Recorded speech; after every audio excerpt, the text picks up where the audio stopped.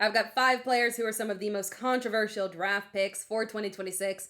They've either got legal or injury or big team concerns that have pushed their ADP far below where it would be if there were no issues. But is it low enough for us to invest in? That's the question. These players have legitimate and proven top 5 upside, but they could also cause irreparable damage to your starting lineup. Are you willing to risk it in 2026 with these players? We'll start off with Rashee Rice. I'm going to level with you on this one. This is absolutely the riskiest pick that you can make by the sheer fact that he could disappear on you at any given time. As we'll discuss in a second with another player, the threat of legal issues isn't always a big deal in the season that it actually occurs because there's a process that the NFL has to take in order to take action on the player. But Rice is in a very unique situation because of his legal status. It wouldn't be the NFL deciding to suspend him if he has some kind of legal infraction. It would be about if he violates probation and he goes to jail. So it is a very risky pick because he could literally just be removed from football at any given time. Now, one would hope that common sense would prevail with him and he won't do anything during the season because he'll be too busy, but you never know.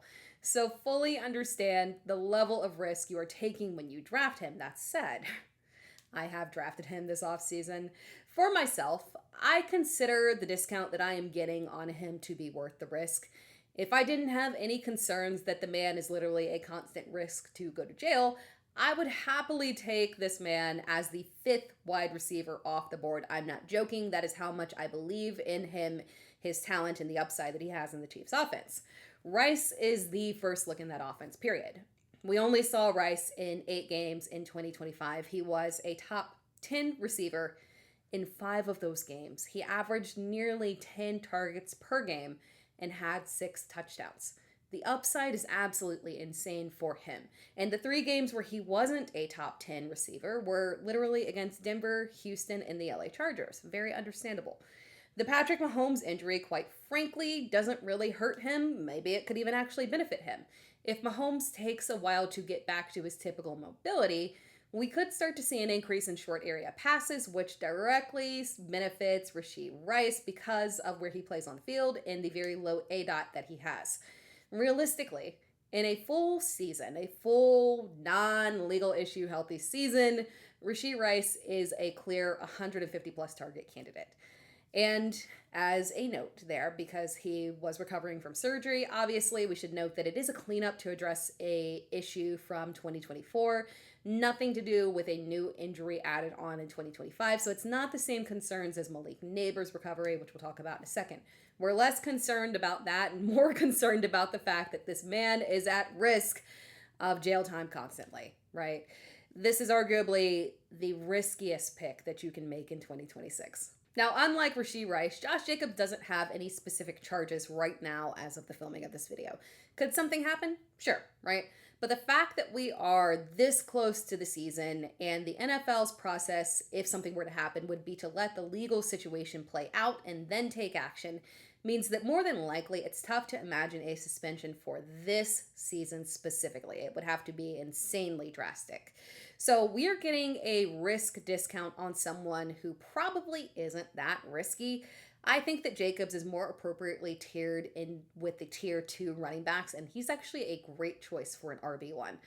Because we're also getting an additional discount, right? It's not just the risk of the legal issue. There's a discount on the perception of him from last year. The Packers were making a playoff push. He tried to play through that injury he should not have. It's admirable. So they did make the playoffs. So hey, it worked out. But unfortunately, what that meant was that he had games where he played, but his usage was limited. So the numbers look a lot worse than what it really was. When he was healthy, he was pumping out touchdowns and he still managed 14 on the season. He is still a high volume guy, and the Packers are an extremely run heavy offense. The Packers were 27th in pass attempts last year. They were 7th in rush attempts. In 2024, they were 30th in pass attempts. They were 6th in rush attempts. So even if they try to push more pass volume, or they have to push more pass volume because of the injury to Micah Parsons, meaning that maybe they're playing from behind a little bit more, they're still going to be a run-heavy team. And most importantly, they prioritize Jacobs at the goal line. prior to his week 11 injury, the man had one game without a rushing touchdown. One game. And that was against Cleveland. He had 3 multi-touchdown games, and over that stretch, his worst finish was RB23 in half PPR with 5 top 10 finishes. Rostering Jacobs wasn't a bad experience last season until the injury happened. This is one where you really should just go ahead and buy the dip. Welcome to my dissertation on Devon Achane. He's a guy with no legal issues, but a bad team issue. And the concerns are valid, but I challenge you to ask yourself this question. Was the offense really good last season? Because there were 7 teams that scored less points than Miami last season.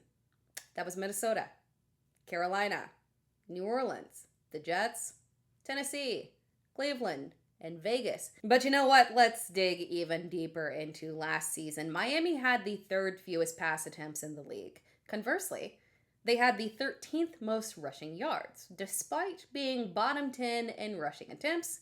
And they also had the 4th best yards per carry behind only Baltimore, Buffalo, and Chicago. You can do the math on exactly why those teams were at the top. Now, why was Miami at the top? Yes, it was Achane. Just Achane. Tua Tagovailoa had literally one of the league's worst QBRs and bested quite literally just J.J. McCarthy, Geno Smith, and Cam Ward. I'm not joking. By no means am I saying that Malik Willis is going to fix all of this. My point is, this offense has been trash, and it was trash that was carried on the back of Achane. Nothing has changed. Nothing has changed for us to have a massive overreaction and fade Achane into oblivion. And yes, Jalen Waddle is gone. I'm sure his 64 receptions will be missed, and that is no offense to him. That was Tua's fault. But again, that was Tua's fault, and it was a bad offense.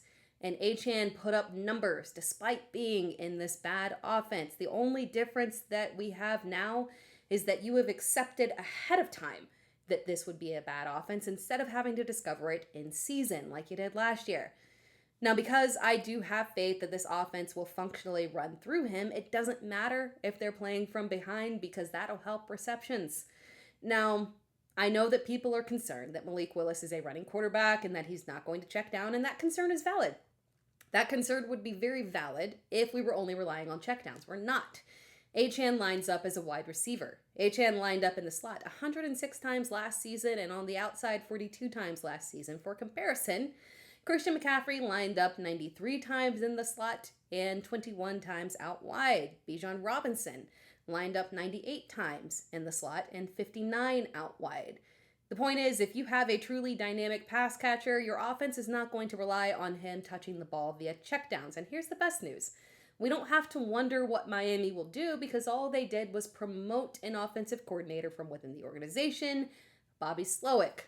The Dolphins have no wide receiver 1, 2, or 3. Achane is by far the best receiving option they have on that team. His touchdowns have never been reliant on goal line opportunities. I am 100% willing to take the risk on being wrong here.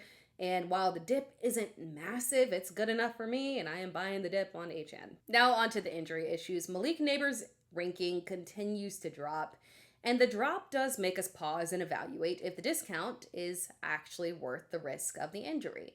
Now, I have not clicked the button to draft him yet, but I do watch and wait and see how far he drops, and after somebody takes him, I pause and I wonder, should I have taken that pick? Did that team just make a league-winning pick due to a massive discount on an unquestioned wide receiver 1? This is one of the toughest ones on this list because, again, I don't see Jacobs as a risk. I know what Rashee Rice will produce if he's on the field, and Achane's worst-case scenario outside of an injury would just be kind of mediocrity, somewhat mediocrity. He would still have a certain baseline level as a floor. It's very different here with Malik Nabers because we have no clue what we are getting in Malik Nabers. An ESPN Giants reporter just said that the Giants are hoping that he is back for week 1 and that, quote unquote, he is expected to avoid the pup. Now, take that with a grain of salt. That is speculation, not a guarantee. But if he were to be ready, the discount that you would be getting on a guy that would easily be, at the very least, an early round 2 pick is absolutely crazy. even if it does take him 4 weeks to get up to full speed. But what if that is just smoke? What if he really does start the year on the pup and then you do get some weeks of him being ramped up into a normal workload? That's where it starts to get tricky. It is truly a risk versus reward situation.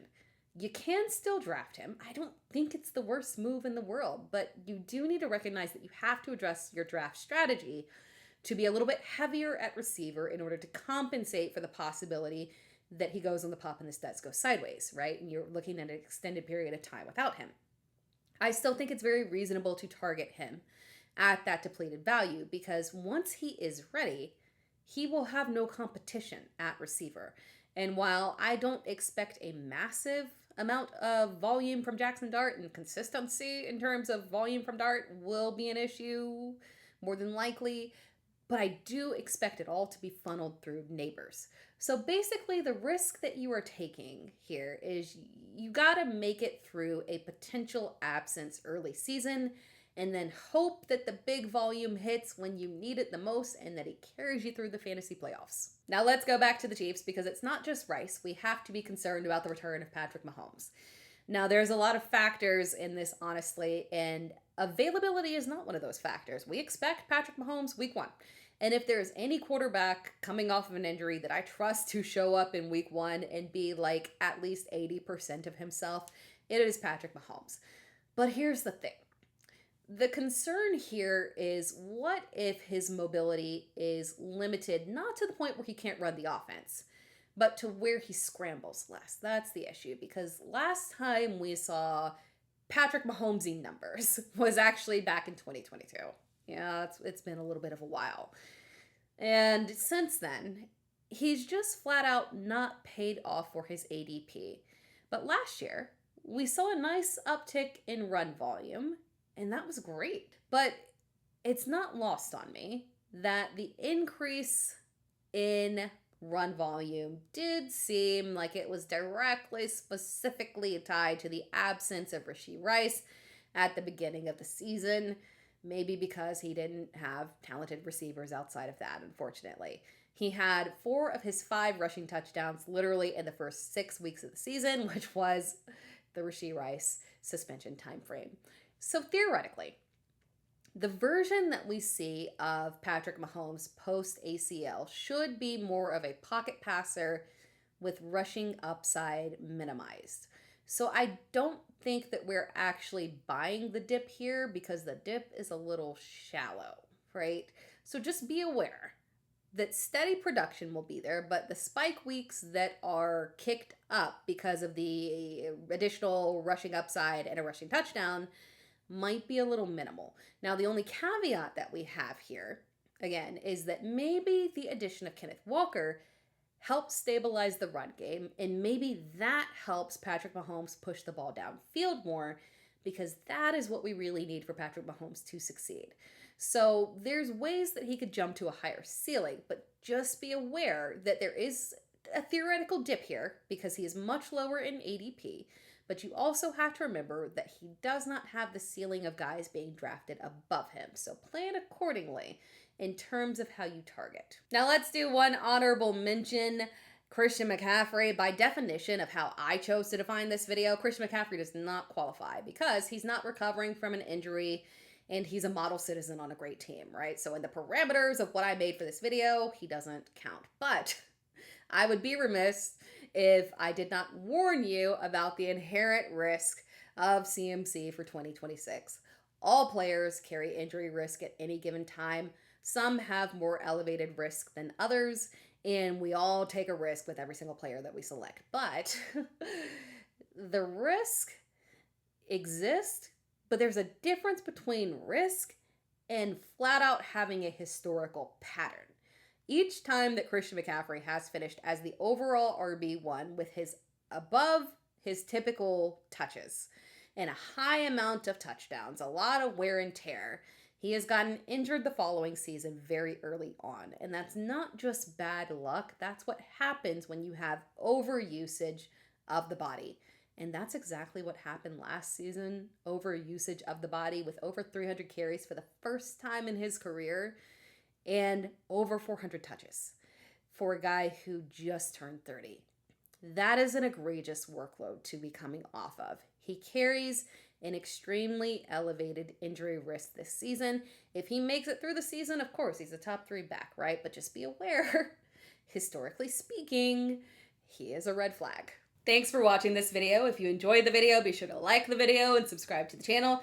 You can find me across all social media platforms at It's Tera Time. I am also live every Wednesday on YouTube at 8 p.m. EST, so make sure that you stop by and chat. It is always a good time. You can ask me any questions that you want. You can also subscribe to my Substack if you want to support me another way. And if you are looking for new fantasy football tools in 2026, look at Player Profiler. You can use my promo code TERA for 25% off at Player Profiler.